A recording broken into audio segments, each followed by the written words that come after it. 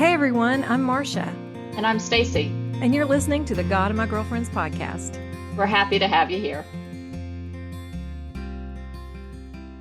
Hello, hello. I'm Marcia. Welcome to the podcast. We're so happy to have you back with us this week. We missed last week because we're doing every other week now, but so glad you guys are tuning in again. I heard from so many of you that said you were glad to see us popping back into your feed, and we are glad to be back in your feed. So, and as usual, I have my co-host Stacy is here with me with COVID. Stacy, Yeah, how are no, you? it's called I have my sexy voice. Oh, that's right. She's Good to be oh, here. yeah, yeah. So you tested positive today, is that I right? did. I did. Oh I've man. had it for a few days and it really felt like a cold and then suddenly it felt like it might be a little bit more than that. So, Yeah, yeah. yep. Well, you look great. And Well, so thank you. I'm so glad you're You here with really us. do. Thanks for joining. And we have as our special girlfriend today, Marie Griffith. Hey, Marie, welcome back. Hello. I'm so glad to be here. It's always fun. I know we've So, missed you. This was supposed to be our mastermind week. We told everybody at the end of the last episode that coming up was our mastermind group, and we were going to tell everybody about mastermind groups, but Stacy was sick. Our other friend, Stacy Friend, her mother is in the hospital, and it just wasn't meant to be. And, so we just had to make a little plan B, which is fine. But Marie is part of our mastermind group. And I've missed you because we haven't really been meeting as often. We used to meet once a month, but we've all had really hectic summers and it just hasn't happened. Hopefully, we're going to start meeting again. But the mastermind episode will come. It'll just be later. Y'all have to wait a little bit. So, but thanks for joining us anyway, Marie. And um, we talked about politics last week. I know you are sad that you missed that conversation with us, Marie. Yeah, that was, but thank you for not inviting me to that one. oh, it wasn't too bad. But we had to address it. I mean, it's in the air, right? As I was thinking about this week and what we could talk about, I thought, you know what, let's just make a U-turn here. And, you know, because the political climate and other things, just world news and everything is so heavy right now, and it's so hard for a lot of people. I see it in people's shoulders, I see it in their eyes. There is just a lot going on, and I got inspired to talk to you because your blog this week was so beautiful. I mean, you're such a great writer, and if anyone's not familiar with Marie's blog, we'll definitely link that in the show notes. But you wrote this week about your hiking experience recently in Iceland, right? So, Mhm. you know what? Before we get there, let's just go back for a minute. Let's just go back for a minute. When did you start doing like, you don't just hike. I mean, you hike. You just you go all over the world and do these crazy hikes. How did you get into that? Well, I in 2018 I went on my first backpacking trip, but before that, I've always loved the outdoors, and I say that I've said that in my writing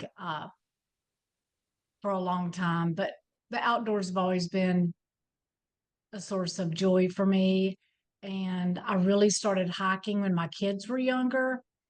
Never really imagined that I would go backpacking, but as they got older and I had more time, I saw other people backpacking, and my brother-in-law actually takes people on backpacking trips.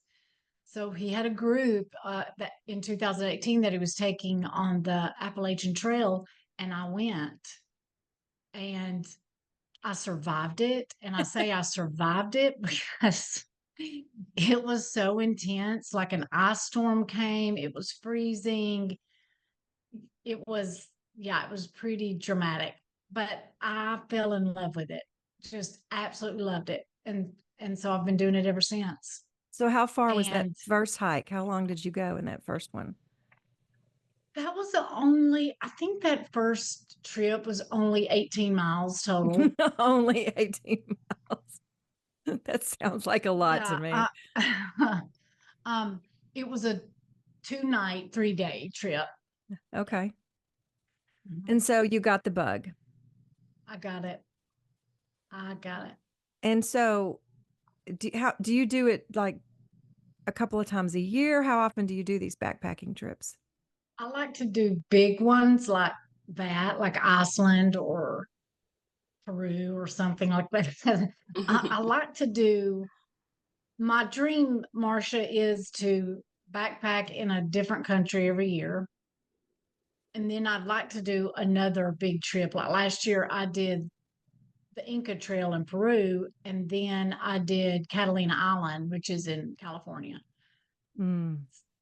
Uh, that was a 38-mile trip. The Inca Trail is 28 miles, but then I do solo backpacking trips around here overnights. It We doesn't need make to go you, on a girls' I, trip. you know, as someone, I am so unathletic, and um, kind of embarrassed to say that my real love of nature came later in life. I was a city girl. I just didn't appreciate it. I just grew up going to school and coming home and sitting down in front of Gilligan's Island and watching TV. And my parents weren't real big into nature.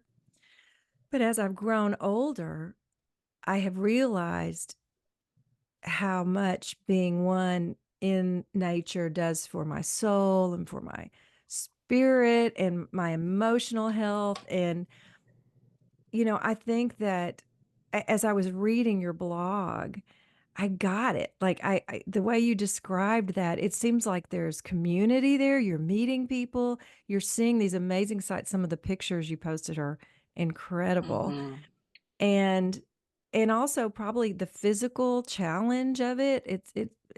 Just tell me a little bit about like what is it that you love about it so much? There's a couple of things. One is the physical challenge. I do love that. I love that my body can do that. It just is amazing. And so I love the physical challenge of it. I love that we're carrying everything on our backs that we need for however many days. And The how many longest trip pounds? I've ever, Sorry, go the backpack weighs how much? How much are you carrying on your back as you're hiking through these mountains? I've never weighed mine, but I would guess 28 pounds. That's a lot of Maybe they weight probably like to keep it a little less than that. But some of the guys, they're carrying 30, between 35 and 40, probably. wow. That's Yeah, just amazing to me. Like everything like you need is in that backpack. You've got water, you've got everything. food, you've got your tent, you've Let got me tell you something about Iceland that was different than any other place that I've hiked, even the Appalachian Trail. In Iceland, they kept telling us you don't have to filter the water. really. And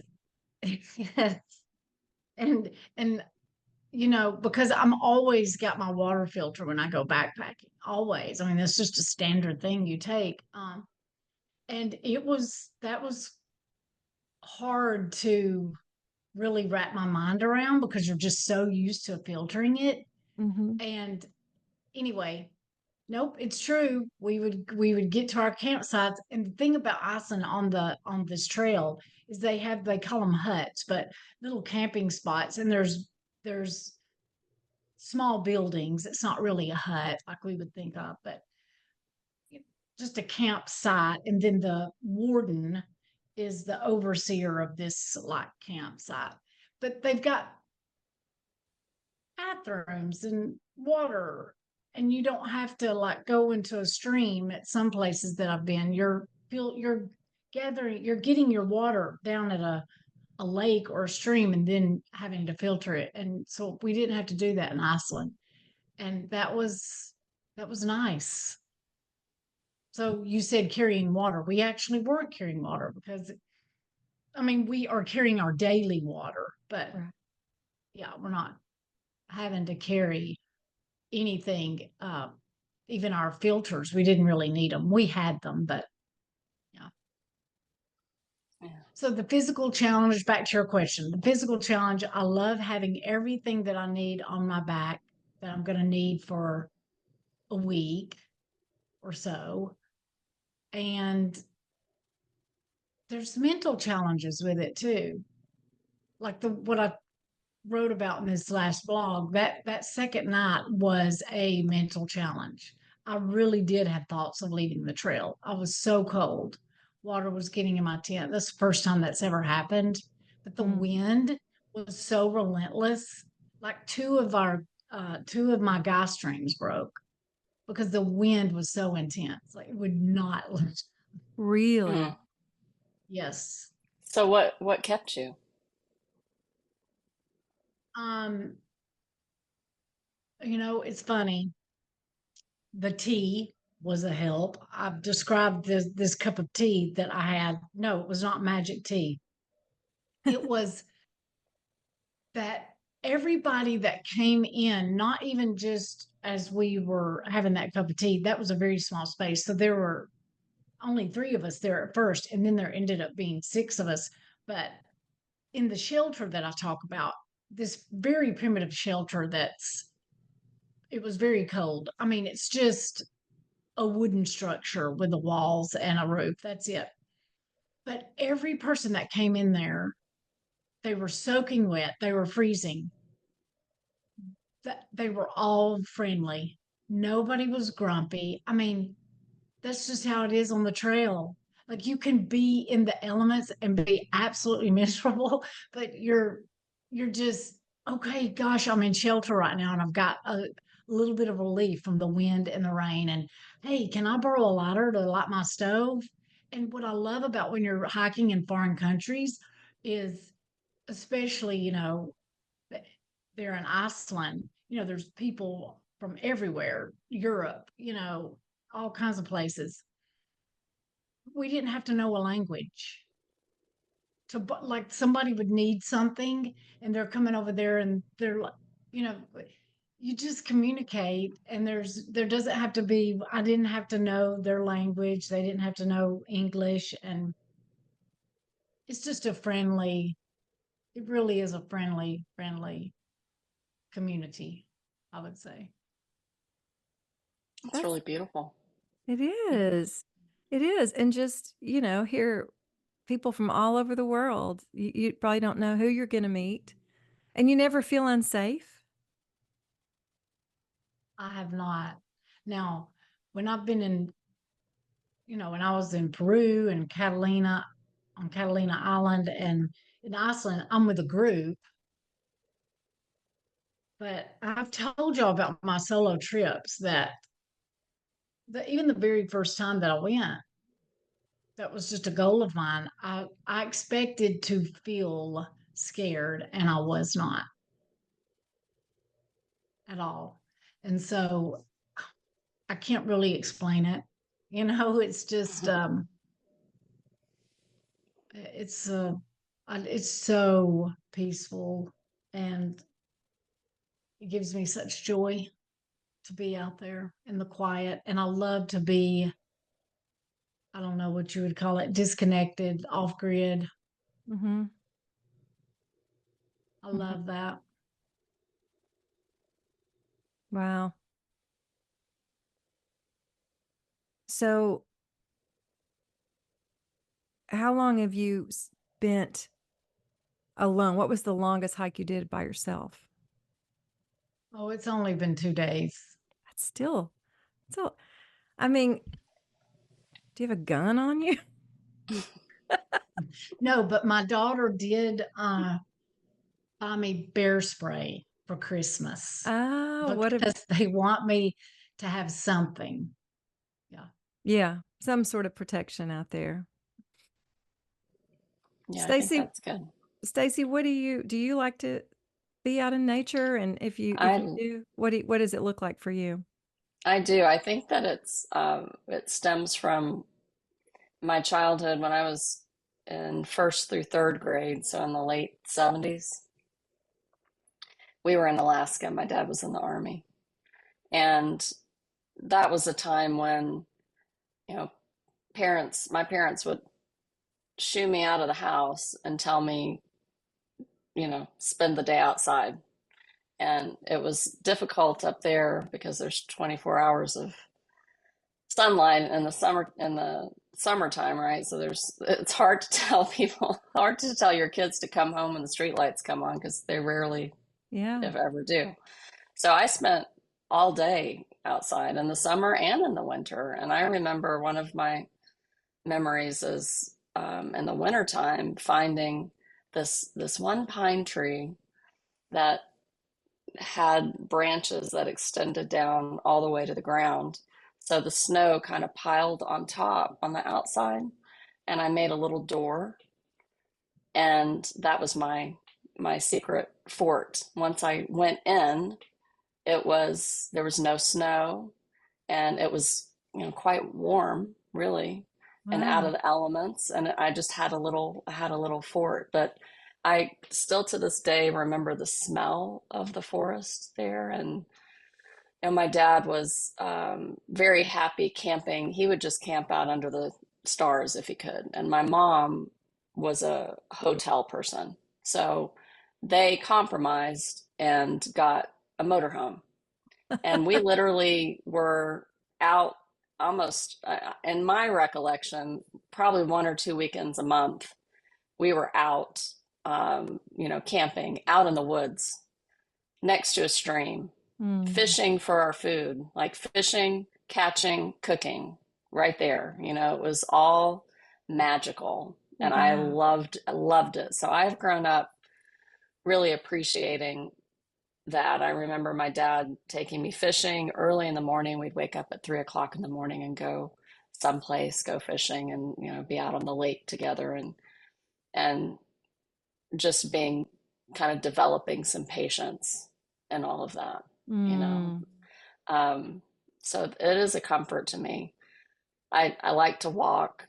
I've enjoyed walking. I've enjoyed cross-country skiing. I like the combination, kind of like you said, Marie, not to the extent that you do it, but that combination of physical and mental focus, and that's really appealing, to really feel connected, to nature, and just kind of get sort of lost in it too. I like to just sit.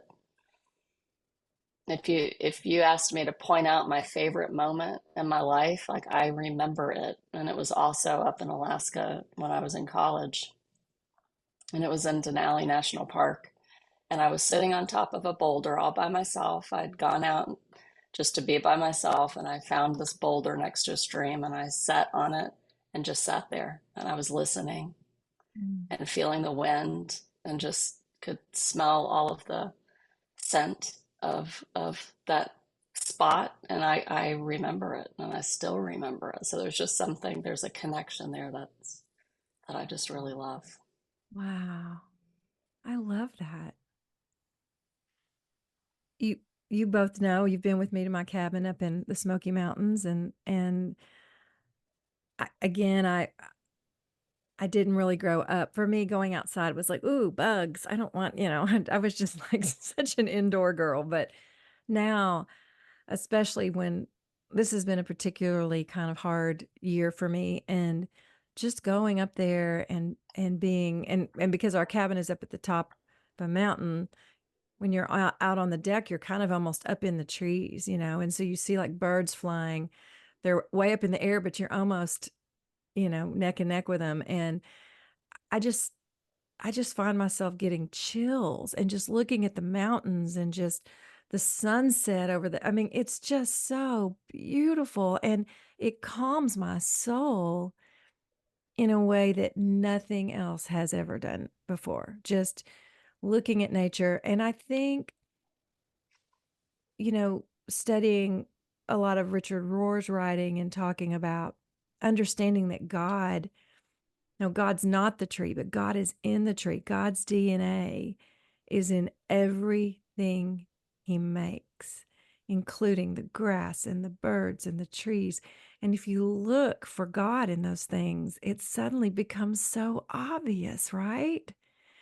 And man, I just want to encourage anyone that's listening today that if you are struggling with, you know, all of the bad news on the TV, turn off the darn news. And you don't have to backpack in Iceland, but You just go could. to, well, you could. You could. I mean, who knows? I mean, I I I am in awe of you, Marie. Like, I just can't even imagine doing that. That just sounds, it just blows my mind that you can do that, and I think it's incredible. But just whether if you're in Nashville, go to Radnor Lake, go do something and get out and just be one with nature for a little bit. Be quiet. Go by yourself. Don't go, I find that too. It's like if I go walking with a group of girls, that's fun and you can appreciate it. But do you guys like me? I find that when I'm alone in nature, that is when it's kind of magical, right? One of my favorite parts about there were four of us that backpacked in Iceland together, but we spread out. Sometimes we're together, but we're not every day. And so sometimes we'll hike miles without being near the other person. And there's just a joy in that. And then there's joy in also being together. And then you come up on this beautiful sight and you're like, oh my God, look at that.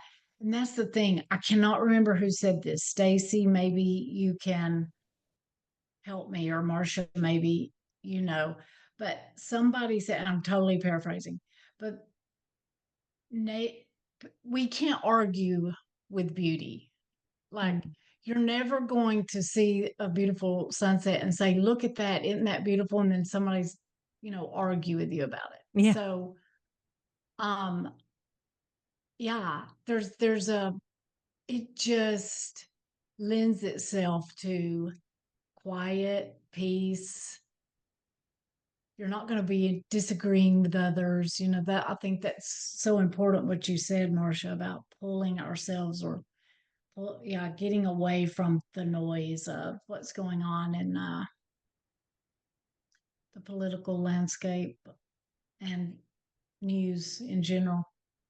Yeah. Because like we were talking about last week in our political talk, they are trying to elicit responses from you when you're watching the news or you're watching anything, right? So they're trying to trigger you. They want to push your buttons so that you will be angry about something, that you will feel like you need to go out and do something. And you know what? There are things we should be angry about in this world. There are times when you need to be pushed into going and doing something about something that's wrong. I'm not saying that. But for me, and I think for most people, we just have, there's a threshold of how much of that we can take on a daily basis. And just reading just reading your blog, I felt like I was there. I felt like I relaxed a little bit. And it just felt so beautiful and sweet. And just imagining you guys huddling around with the warden and that hot cup of tea, and how beautiful that simple moment was. And you described it so beautifully. And so you guys should go read Marie's blog. She's got all kinds of great stuff. It's called livelikeitmatters.net. And you live like it matters. I love that. One more thing I want to talk about is like when you started your spiritual direction work, you were doing that. You would encourage, instead of just getting on Zoom with someone or sitting in a sterile office, you guys would go walk and talk, right? You would do it in Yes. nature. Are you Yes. still So doing that? I am. I offer that. I've probably only had two, people to do that. But I loved it and they loved it. And it Yeah. actually helped them because a lot of times my first sessions, I encourage the directee to share their story or part of their story. And she said that was helpful to be walking while she was doing that. So, of course, that would be for local, but yes, it's called Walk and Talk. I think that is just, there's a beautiful thing about that. We relax easier Out in than nature. Yeah. I think that's you great. know. Well, I too, think of Stacy as her beekeeping. oh, Yes. It's yeah. beautiful. I think it When is she too. And I never Yes. would, I bet you never you never would have thought that beekeeping would be in your future, right? I never ever thought that, but you're right. It's kind of just piques my curiosity. It's mysterious. It's just something to capture. It just captures my attention. I feel like I'm learning, but I think there's something about nature that keeps us humble, Mm. and not so much focused on what other people want from us or need from us. It's a way for us to really dial into and ground ourselves. Kind of, I think grounding is a good term. Yeah. It's not fear based. It's not anything like that. It's very grounding and peaceful. Hmm. And we probably need to do more of that when the world feels like it's closing in or stressful around us. I actually saw a little meme the other day, and I'm probably not going to say it right, but it said something like, if you feel like you're too busy, well, no, it said, if you feel like you're busy, go take an hour and sit out in nature. And if you think you're too busy for that, then go sit out there for 2 hours. Right. And I was like, oh yeah, it's saying if you think you're too busy for that, then you got your priorities kind of messed up. So anyway, yeah, I just thought we would give everyone a little encouragement today to go out and enjoy just the beauty out there that he's got some peaceful places, and we can find peace if we allow ourselves to go out there and take it all in and be one with God's creation, because that's what we are. We're God's creation. It's God's creation. And you're very inspiring for me like that, Marie. So thanks. And thanks for being with us today. Yeah, I've loved it. I can't wait to start our masterminds regularly again. Me too. And we'll do a little Zoom taping for that as well. So, and Stacy, thank you for joining us, even though you're sick with COVID. Oh gosh, I would have missed it. If there Mm. was any way for me to be here, I was gonna do it because I love seeing you guys. I know. We love seeing you too. You and your sexy voice. That's right. I love it. Enjoy Okay. it while it lasts. You better call Dave. Better call him. Let him hear your sexy voice. Okay, you guys, coming up, y'all don't go away because we have Dr. Mary Lynn coming up. She has written a really great book called Rebecoming, Come Out of I've Hiding heard of to Live. this. Yeah, it's really good. Come out of hiding to live as your God-given essential self. I told her that I think we're going to do a book club on this soon with God, my girlfriends, because I really have enjoyed it. And it's an easy read. There's a lot of information, but she makes it easy to read. And she's got a lot of her own story in it, and it's fascinating. And Mm. we're just really great. And we're going to talk a little bit about why getting to know yourself kind of goes hand in hand with getting to know God. And it's a really beautiful, beautiful interview. So everyone stick around, and we'll be right back.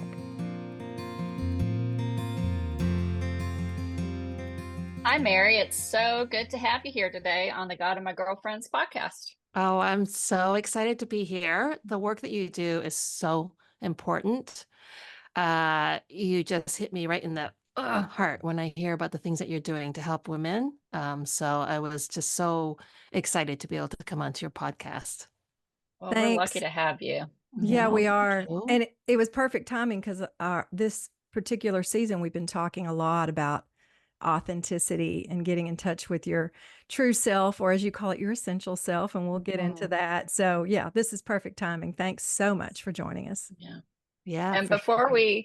so we've got a bunch of questions for you. We've got your book, which we're going to link in the show notes, but it's called Rebecoming, Come Out of Hiding to Live as Your God-Given Essential Self. So thank you for sending those our way. We were happy to get those and read in advance, and we'll link that up for others to grab.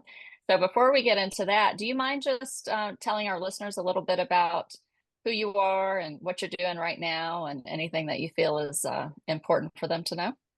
Sure. Well, I am Taiwanese Canadian, raised primarily in Canada. And I've been a psychologist now for over 30 years. And in that span of time, I've done a lot of different work, a lot of psychotherapy, trauma work. And I've kind of evolved into more of a coaching practice focused also on assessments, personal development. I do some overseas work with um, organizations that work with human trafficking and abuse victims. So that again is also very close to my heart. And I'm married, kids are growing up and out of the home. I live by the lake, and I'm learning to try to live a more spacious life as opposed to doing too much, and we can get into that more with that people pleasing side of me. So yes. I love the word spacious. I think Yes. that's wonderful. So, one of the first things that stood out to me, and it was early in the book, but it was about how we process every decision and choice that we make through our emotions and our emotional filters. And that is something that, I know that, but it was like, there are so many ways that this comes up and the work that I do. I know Marcia and what you do too, that from an evangelical perspective, women are often told to disregard emotions or made to feel some shame around emotions. And just dig in there a little bit and talk about just the benefit and the reality of what emotions do for us. Oh my gosh, I could talk on that for a long time. And I also come from a church background where emotions cause was sort of like equals sin. And it was all about keeping calm. And also even culturally, as an Asian, it is about trying to stay calm and not showing our emotions. And so uh, as females, sometimes when we are more emotionally expressive, we end up feeling like there's something wrong with us, or that we are the ones who are weak. And I'm saying this in quotes because we're giving in to our emotions. And yet science shows us that any data that we take in, and we're constantly taking billions of bits of data every day, goes right through the emotional filter first, because that is where our survival instincts lie. And so our brain first must discern, is this dangerous or not? And do I need to kick into gear with my survival strategies? And then it starts to go down into more of the logical part of our brains. So when we ignore our emotions, not only are we discounting very, very important data, but we are opening ourselves up to being controlled by our emotions even more so, because we don't know that that's actually underlying a lot of our decisions.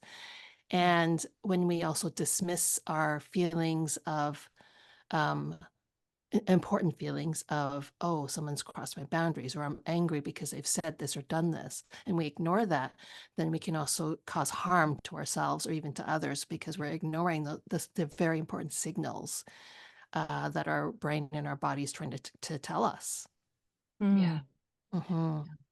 You talk a lot about those specific emotions, like you break down fear in there, and you talk about how it can sometimes masquerade itself as other emotions. You talk about shame, and you talk about how important it is to name those emotions as they are and get to those. Can you talk a little bit about that? Like how do we figure out what we're feeling? Sometimes we're angry and you find out that, like, I have a friend that's been going to therapy, and they've been really angry about some things. And they told me the other day that the therapist says, I think you're dealing with grief.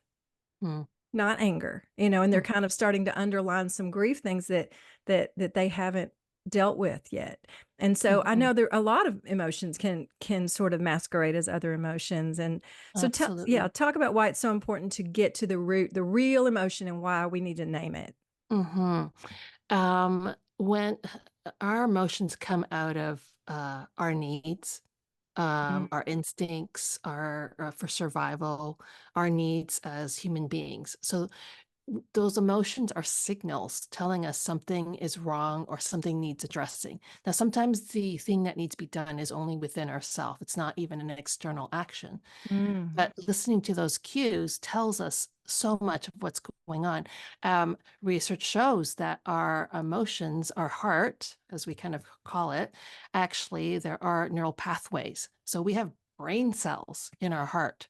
So Ooh. our emotions is intelligence that we need to pay attention to. Now, not 100% just our emotions, but definitely a big part of what we're looking at. So understanding what we feel, why we feel it, and getting to the root of it is very critical. Now, I don't tell people right off, well, you should figure out how you feel, because a lot of people don't even know their own emotions.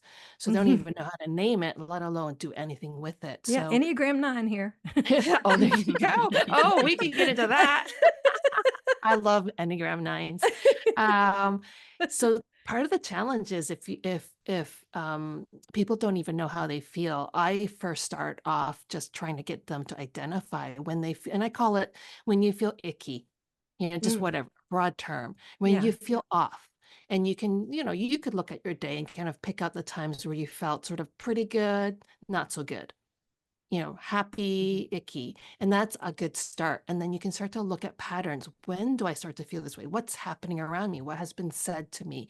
And Mm. then what it might be triggering inside of me. And often that's the deeper work, because I can identify, well, my husband said this thing, and so I'm angry at him. But the deeper work is why am I so upset at something that's so small objectively? And it's interesting because anger is primarily a secondary emotion, meaning it's not the first deepest reason why we react. It's a protective emotion, but Mm. underneath it often are much more vulnerable emotions of grief and trauma and insecurities and fears. And so if we can accept that our strong initial reaction of anger has some underlying softer, more vulnerable emotions, then at least that gets us started. And then we Mm. can start digging into what that could be. And it's a process. It can Yes. take months, if not years, for people to really understand how they feel. And then once they understand how they feel, articulate it to others, which is very vulnerable, but it's so critical because building safety in relationships is a big part of health and growth, personal growth for sure. And Mm. then beyond that, what do I do with them? So Mhm. it's a journey for sure. Yeah. Yeah. Yeah. And that sort of speaks, I think, to our journey toward being more authentic or being more of Mm. our essential self. So tell us how you define that. How do you define essential self? Yeah, I purposely use the word essential because, in popular culture, we talk a lot about true self and sort of a, you do you, boo, that kind of thing. And it's not exactly what I mean, because people will use that as an excuse to act in selfish ways. So I use the word essential self because I believe that God has created each one of us uniquely, exactly. No one else in the world is like you. In the original term, nephesh, which is kind of loosely, translated as soul. In the Hebrew language, it's not you have a soul, but you are a soul. And then on top of that, when God talks about making humankind in our image, the word image is kind of like essence. And it's like we're at essence of God. So we are created with a very unique me only, you only part of an aspect of God's glory that you get to exemplify in this world. So it really is a lot about your God-given nature. That's what I mean by essential self. Mm. And unfortunately, our essential self often goes into hiding because it's not always safe. I mean, that's a whole other conversation right there. I don't know if you want to dig into that, but if we are able to rediscover or re-become our essential self, then there is freedom in that.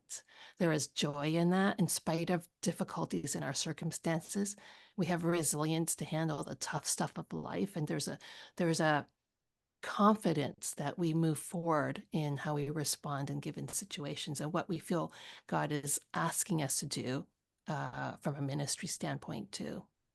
Mm, Mm-hmm. I love that. Yeah, I know that I know that you and Stacy are both big Enneagram teachers and know way more about it than I do. I know I'm a 9, and that's I know a little bit about that, but just learning about that, have you found that to be a good tool in getting to a person's essential self and kind of learning? Is that a good starting point, or where would you say would be a good starting point in trying to get down to that essential self? Yeah, I think that's a really great question. I do find that having tools like the Enneagram can be very helpful. The Enneagram is a unique tool in that it really is showing areas for growth. It's a personal growth tool as opposed to a typical personality test where they're just kind of giving you, this is your personality, period. The Enneagram is much more about this is kind of the way you show up in the world, and here are some blind spots. Here are your strengths and weaknesses with that. So it's a good start. And I would say for myself personally, I was shocked at how effectively it helped me see things about myself. And I'm a psychologist, and I've Yeah. done every possible personality test on myself possible. Um, the latest information or research on personality is that it is a sort of pliable. We're not like hardwired. This is your personality. It's more our personality evolves as we experience things through life and we make decisions or choices. So there's a lot of hope in that. So that I'm separating that from essential self. So essential self is like this core, who we are, the value that we have, the way that we reflect his glory, God's glory in our unique way. But the flavoring of it, it's like different flavors depending on our personality and our experiences. Even your beautiful accent, you speak in a way that makes it sound so soft when you talk. And then you as a Aw. nun, you're speaking very gently as well. Mm-hmm. And so although we might have your essence is much more fierce, a lot of 9s actually are, than they see themselves to be. Yeah, I can lean into my Um, 8 wing. Yes. And so with that fierceness, but then when you speak it in such a soft voice, people listen and you have an impact far beyond what people believe. And I think that you are created for impact. You aren't doing the work that you're doing without that being part of your calling, but it comes out of your personality. Now, the downside is that the blind spots, we can use our personality as a shield. Well, I'm just a 9. Well, I'm just a 2. So that's just the way I am. And that's not at all what it's meant to do. It's meant to show you your tendencies, your defense mechanisms, your blind spots so that you can do better. And that's this whole Right. thing is about transformation, being the best possible version of ourselves we can be. I love that. I love flavoring. I like that. Yes, yes. Yeah. So you're a 2, huh? Yes. Did you figure that out or did I Well, say that? you said it. I just said it. Okay. Yes, I am a 2 on the Enneagram. And what are you? I'm an 8, a You're an social 8. 8. You're social 8. Okay. So my podcast co-host Jillian is also social 8.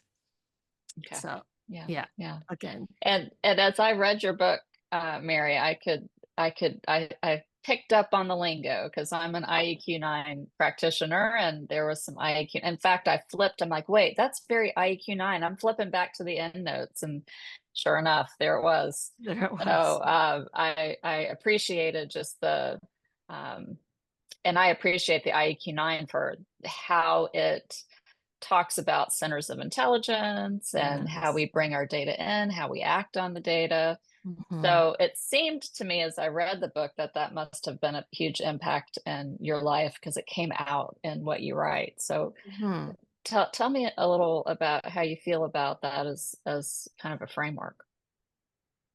Yeah, you know, it's funny because as a psychologist, I do assessments, and I was trained to really evaluate testing material on reliability and validity. So when it first came out, not the IAQ9 specifically, but the Enneagram, and I know it's been around for a while, but when it kind of did a resurgence in the recent times, I was kind of like, oh, that's just the things that you do over the dinner table. And I took it, and to my surprise, I was like, wow, this is pretty accurate, but there's no data on it. And on top of that, no one actually really owns it. So anyone can call themselves an Enneagram expert and say whatever. And so that's such a huge variety of what people are saying about it. So then I did a little bit more digging. And then that's when I came upon the IQ 9, which was developed by a research psychologist. So he actually has data to show its reliability and validity, which is fabulous. So that made me feel more reassured. But regardless, just from a personal growth standpoint, it's probably one of the number one tools that I've used that helps me to grow. It gives common language for myself and my husband because we both know each other's numbers. We've got the couples report, which is it's like, have you been in our bedroom lately? Is this I know, right? happening? And the team one, same thing. It's just so much good information. So I think it helps me to be more compassionate to him, and it just gives us language so we can understand each other. And it's complex, and human beings are complex. So it's not simplified as in, oh, well, you're a golden retriever, well, you're a, or the colors or the different kinds of personality measures. And it just never stops because you're moving towards greater and greater integration. So no matter how much I've studied it, I still can learn more, not necessarily just about that, but using that as a tool to be able to access parts of myself that have been hidden from me before, that I'm becoming braver and braver to examine.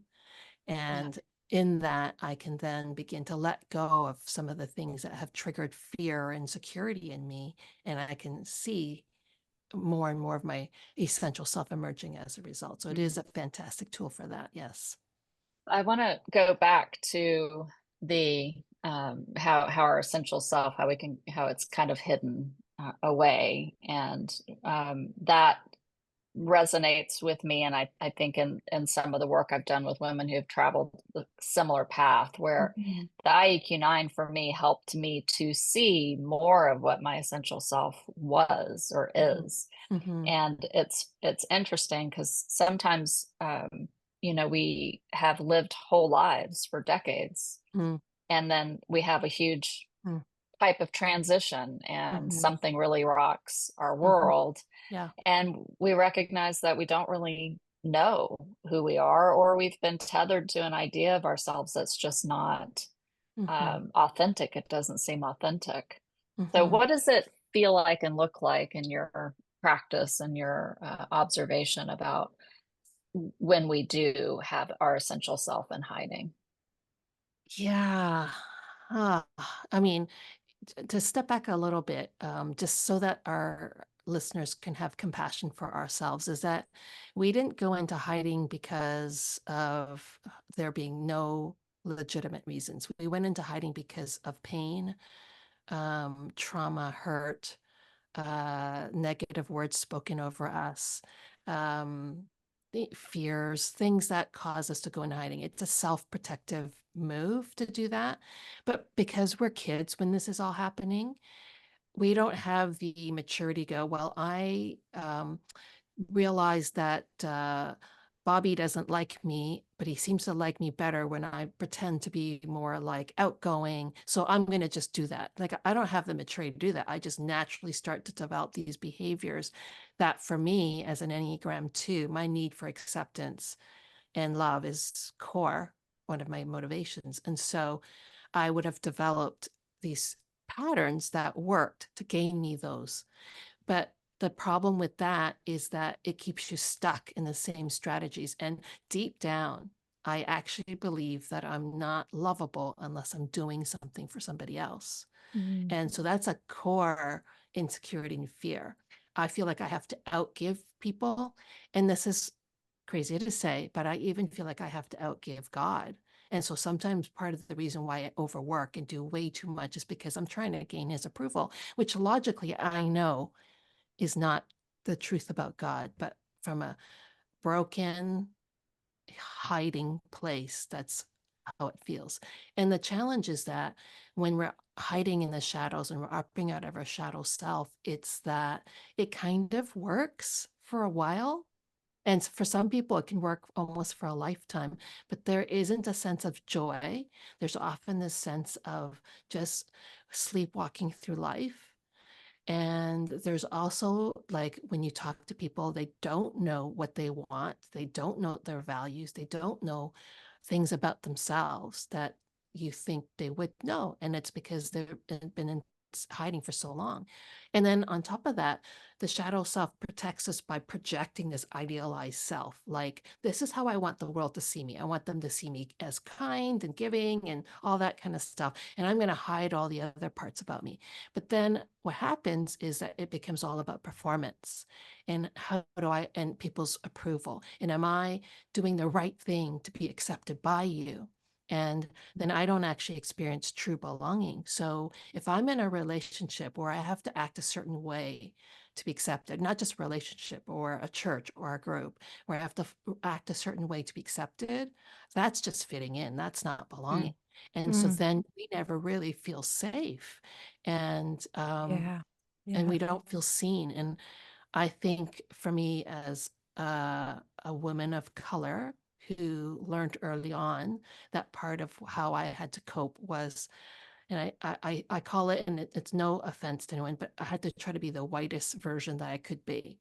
And Mhm. so I hid aspects of my culture because people would make fun of it when I was growing up. And so I feel a loss of the treasuring who God made me to be.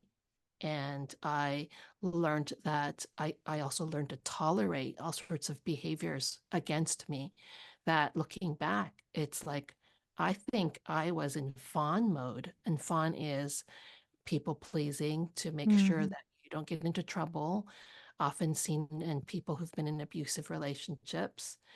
And that was just how I was surviving. And it was a lot of work, and I was exhausted as a Mm. result. Mm-hmm. You have a quote on page 88 that ties into that, and I loved this quote. It said, "While avoidance is a natural response to anything painful, it's also kryptonite to our mental health." And Mm-hmm. so, yeah, I think that's kind of why it's so important for us, even though it's painful even to go to therapy sometimes, right? Sometimes just Mm-hmm. to dig in. I have another friend that's just started therapy, and they're starting to unravel some things, and they're like, "Oh my gosh, do I really want to go through? Do I really need to do this? I mean, is this how important is this?" And I said, "Well, is it affecting your life? Obviously there are things in your life you want to make better, and these may be the things, uncovering these things may be the obstacles that's why you can't move forward." And so I can see why people avoid it, sometimes. Mm-hmm. But I love that you said that it's kryptonite to our mental health. Mm-hmm. And I believe that. I think that's a very strong, strong statement. Mm-hmm. Yeah, I agree. Um, I've come along the journey of personal growth long enough to recognize that there is freedom on the other side. Mhm. But I do remember how much I avoided early on and how easy it is to fall into old patterns. Change is hard. Yeah. Change is scary. Yeah. And when we're trying to become healthier, and we're trying to even change relationships to be healthier or leave relationships to pursue something healthier, there is so much fear holding us back. And so when I work with people, there is no shame, because that's part of being human. Like, we struggle. And I don't care if you're just taking baby steps, that's already more than you were doing before. But if you can understand what's holding you back, and sometimes I will ask clients, like, not because it's hard for them to articulate what's holding them back, but there is some secondary gain for staying in difficult situations or not changing. So what is that secondary gain? Mhm. And secondary gain, an example might be, well, I still have financial security if I stay in this awful job that I know is toxic for me, or I really don't believe in myself and I'm afraid that if I go out there, no one's going to like me. So at least here, I know that I'm accepted and I'm competent and I'm, whatever it might be, there's something that keeps people stuck.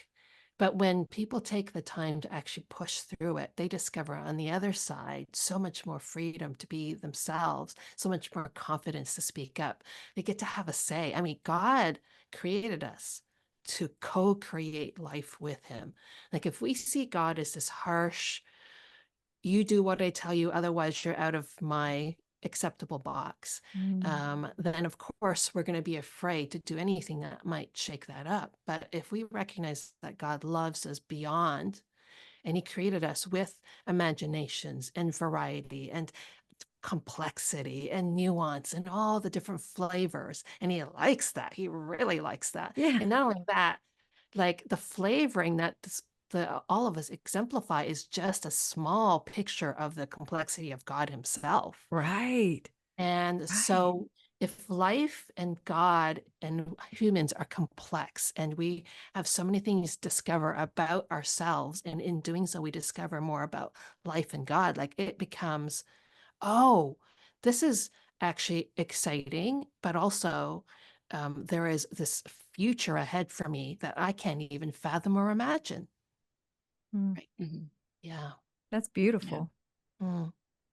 There's in some of the corporate work that I did last year, it was actually around authenticity. That was a topic that I was kind of focused in on myself, and I found this interesting study, and I'll look for it, Marcia, so we can put it in show notes. But it was Okay. about really from an organizational perspective, how if you're going to have uh, if you're going to be effective about around navigating change, then everyone that's part of the change has to feel seen and Mm. heard, and like their opinions are valued, because they have to buy in to the organization in order to go through the grief cycle that comes with change, and be persistent in the change and open to the change. And what you just said just made me think about that, because I think it from an individual perspective, that's too what you're saying. In order for us to adapt and change the ways that we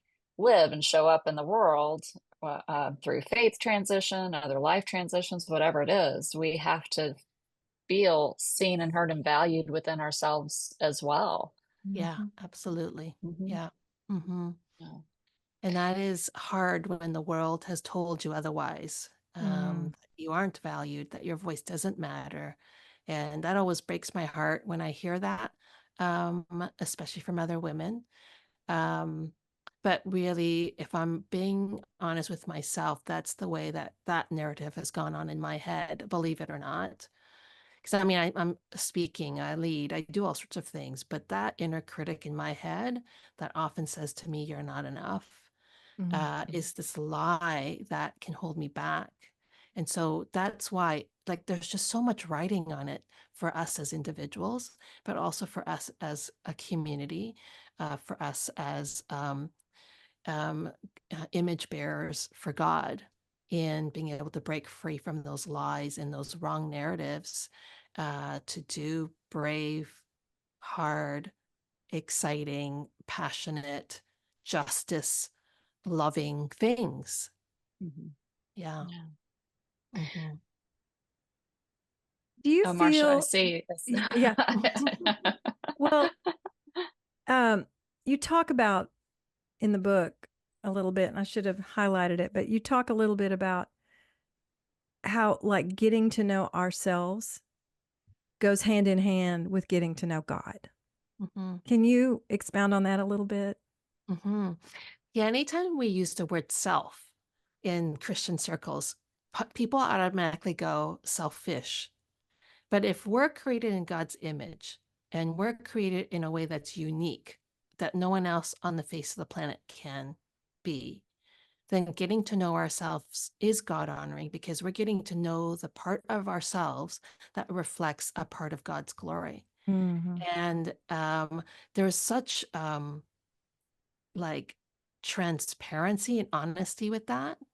And it's not self-focused from the standpoint of, oh, it's me being me. Because really, when we're made in God's image, and as Jesus exemplified, we were put on earth to love, to serve, to be generous, to bring about healing, to bring about healthy change, to take care of, all those things that we were created to do. So if we're reflected in his image and we discover ourselves, our essential self, and what we're passionate about and what we're called to, we are going to change this world in a good way. I love it. I mean, it almost brings tears to my eyes to hear that. I love it. Mm. Well, how do we get started? Yes. Depends where you are in the journey. I think it's being able to recognize what might hold you back from picking up a book like Rebecoming, or from asking friends for feedback about yourself. So if people are coming from a place of not knowing a lot of things about themselves, like start baby steps and just get to know your emotions. Get a emotion chart and keep it around. And today, how do I feel? And just pick an emotion. You can even pick one that's for a child, just from a simplicity standpoint. Mm. But I would say something even as simple as, instead of always focusing on our weaknesses, which people tend to do, is like sit down and write a list of the things that you really like about yourself. And that may be hard. And if it's hard, that's already telling you something, because there's a lot of things to love about ourselves. Mm. Then it might be that you ask some close friends, well, what is it that you like about me? And see if there's any patterns that start to emerge from that. Absolutely, doing tools like IEQ9 can be a really great place to start. And working with a coach or a therapist to help with that as well. But I think one thing I wanted to make sure the listeners grab hold of is that transformation and personal growth is an ongoing thing that you will do for the rest of your life. It's not something where you pick up a book, you read through it in a couple hours, check, check, check, answer all the questions. I'm done. I'm transformed. I wish it was that easy. It is a shift in mindset. It is a shift in behavioral patterns. It's a developing of habits. It's an ongoing change in our character. And it's again and again and again exercising new insights, new approaches. And so just have compassion and patience with yourself, and just begin the journey. And wherever you start, invite Jesus along if you're a Christ follower who knows you more than you know yourself, and just let him begin to show you things through experiences, through relationships, through conversations, who you are. And I think that's a great place to start. So start with the compassion, the self-acceptance part, if I could sort of say, because grace really is the ground upon which truth can be absorbed. If I'm not feeling grace, and if not feeling love and acceptance, truth, hard truths about where I need to grow just feels like criticism. It makes me want to shrink down, and it makes me want to give up. So start with that. And then you begin the hard work of going, okay, what are my blind spots? What's it like being on the other side of me? And how do you perceive me or misperceive me in ways that might not be what I intended, some of those tough things. And the book does, at the end of each chapter, give specific questions to ask. So hopefully that's a guide as a start. Yeah. Well, that also reminds me, we're all about friendships and community here and the power of that. And in your intro to the book, you mention how important it is that while you're doing this inner work, that you work alongside trusted friends. Yeah. And just for a second, like, why is that so important? We're doing internal work. Why do we need to have trusted friends around us to walk through it with us? Mm. It's internal work, but it ultimately becomes external and how we live out our lives. Mm, And we can stay in our own little echo chamber if we're only keeping it to ourselves. mhm, But also, more importantly, we are created to be in relationship with God and with others. We are created for intimate connection, which means without hiddenness. And that can only come if I'm in a safe relationship where I can show my fears, my insecurities, my not so good parts of me, and mm, still know that I am loved. But also to be challenged on it because I don't want to hurt other people, right? So, community, a safe community, is that back and forth feedback, but also encouragement.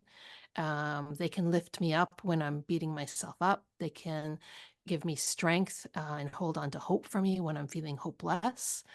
All the things that there's speaking of a study, and I can't give you the reference, but there's a study where they did had people stand before a large hill, and they had to estimate how high it was, like 100 meters or something. And then they put on a backpack of 200 pounds. And then they're looking the same hill, and all of a sudden it was twice as high. mhm. Then the third condition was they had somebody who cared about them stand beside them. And that person didn't help them carry the weights, didn't even lift a finger, didn't say anything, just stood next to them. And by virtue of having somebody caring next to you, somehow in the mind, it creates a sense of safety. And so that the estimation of that hill went back down to what it was before. I So just love knowing that. that you have somebody who's by your side just gives you greater strength to fight the dragons and face the tough stuff of life. So Oh, that's that's why community is so It's important. beautiful. yeah, that's powerful. That's really Mhm. powerful. Yeah. Yeah. I love how science proves God's word to be true and how science is biblical because it's the way he's wired us to live. Yeah, Mm. and you do a great job in your book of giving us scientific proof, of giving us faith inspiration, community inspiration, telling your story. Mm, It's a really great, easy read. You know, sometimes you get into these books and it's just so much information, and mhm. you get like, oh, my brain's about to explode. But yours is so well balanced. It's so easy to read, and yeah, Thank you. just thank you so much for writing this book. I know it's going to help so many people. I hope Mhm. so. I really, really do. Thank you for saying that. I appreciate that. I appreciate that you've read it too, also before, because I have been on some podcasts where it's evident that people haven't read the book. So conversation doesn't quite go in the same way. Yeah. Yeah. Well, tell us, Mary, what are you doing right now that's keeping you really excited? What's happening? And then we'll also ask you to tell the listeners how they can find you on social Mhm. media and other places. Mhm. Well, I love helping people see the goodness in themselves, the beauty in themselves. I work with a lot of, as I do a lot of assessments with people who are neurodiverse. So they could have ADHD or they're on the spectrum or they have mental health issues. And they often live in a really negative mindset because they've had so much negative experiences growing up. So I love calling out the weird, as I call it. I love calling out the unique. I love when they feel seen by me. I'm so passionate about that. And then I also like doing the ongoing work of helping somebody discover that about themselves. I don't always do it directly. A lot of times I coach the coaches or I coach the leaders. So I'm kind of behind the scenes, helping leaders do a better job of mentoring and leading and caring for their people too. So that's kind of what I do professionally right now. Personally, I love traveling. So I'm kind of trying to do more of that. And the other very important priority for me is time with my own community. And it took me 10 years to write this book, and it wasn't because I didn't have things to write, but I had to write out of place of lived truth and Mm. lived experiences. And so my treasured family and friends are so important to me because they've been a huge part of my journey to where I am today. And so I write from those lived experiences, a lot of it because of them. Mm. Mhm. Well, that's beautiful. And are you on social media? Are you on? You have a Yeah. website? We'll definitely link that, and your book link where they can get that book, and your podcast too, right? Yes. Yes. Mhm. I have a Mhm. podcast, The Fully Lived Life. I don't know if you're going to put my link tree on it because it has everything on We'll there, do but I'm on, that. Good. okay, That that's perfect. So I'm on Instagram, Dr. Mary Lynn. I'm on Facebook. I have a website, drmary.com. It's all on the link tree and that's what we'll do. ways to connect with me as well. So, Well, Well, thank you let's. so much for being here. It was so nice to be introduced to you and to meet you and to have you with us today. And sounds like you may be in a book club soon. that would be Yes. awesome. Yes. No, Yep. I so appreciate, like I said, I really appreciate the work that you do. Same. And Same. that's part of the reason why when I had this opportunity to meet you and to come on this podcast, I'm like, yes, yes, yes, I want to do this. I really want to do this. So thank you for having me, and thank you for believing in the book and sharing about it, and even maybe considering a book club with it. Yes. Yes. We'll talk more about that. So we'll be in That touch sounds soon. good. Thank That you sounds so much, awesome. Dr. Mary. Have a great day. Thank you. You Thank too. you.